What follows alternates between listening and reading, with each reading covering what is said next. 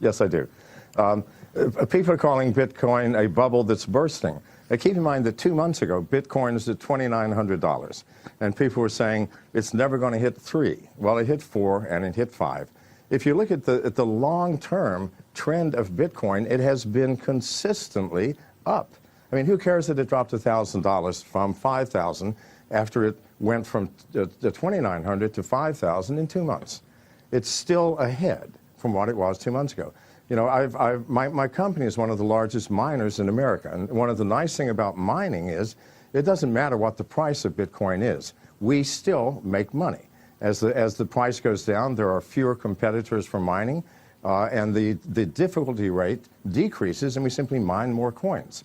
So I know as well as anybody what the price of Bitcoin is, and it is consistently increasing. I understand. You're going, oh, wow, the bubble's burst. Go ahead. You know, Jamie Dimon was very clear yesterday that he's a big fan of the blockchain technology, and most people actually who even, you know, call Bitcoin overvalued or what have you, they are believers as well in the blockchain technology. These are two separate issues. So why is that Bitcoin necessarily has to rise to these heights because you're a believer in blockchain? As you do, as you believe. Well, no, I don't think that the that the Bitcoin rise has anything to do with the belief in the blockchain. Okay. It simply has to do with the belief in cryptocurrencies. I mean, once you start using cryptocurrencies, whether it's Bitcoin or Monero or Litecoin, it doesn't really matter. You see the facility, you see the ease of use, you see that without a central bank control, the value of that currency depends upon the users of that currency. And why is Bitcoin growing so fast? Because it's getting more users. More people are believing. If I do a transaction with a credit card, I have to put in my name, my address, my credit card number, the code on the back, my billing address. Well, that takes 5 or 10 minutes, especially for someone my age. But with Bitcoin, it's 15 seconds. Give me your wallet address, here's the amount, done. Once you see the facility of cryptocurrencies, once you see how fast they are transacted, then suddenly fiat currencies, credit cards, central banks make no sense whatsoever. Maybe it's too easy, though, John. I mean, how do you... I'm sure the government would like to track where this Bitcoin is going, and they would love to tax people on this. And so if you use Bitcoin, you may not have that sort of paper trail, so to speak, as to where people are making revenues or earning money. So are you concerned that government intervention in some way could actually slow this down? Well, it can slow it down, but there will be government intervention. Why? Because as people start using more and more cryptocurrencies, things like Monero, which cannot be tracked at all, when they start using these things, suddenly governments are going to start losing income tax revenues. And they're going to panic, and they're going to say, this is against the law. But how do you stop something that cannot be stopped? I mean, this is not something unique to America where you can just shut it down. I mean, I can use the Tor browser or the Onion browser and access Bitcoin wallets all over the world, and no one will ever know.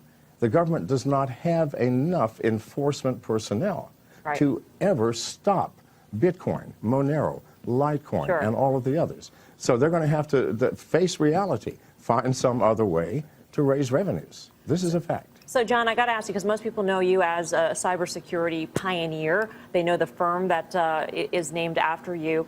In between that time and now, you had a very interesting life. And actually, some reports say that, you know, it's the insane life of John McAfee, that you once lived in Belize, which is true, allegedly got caught up with drugs and other illegal activities.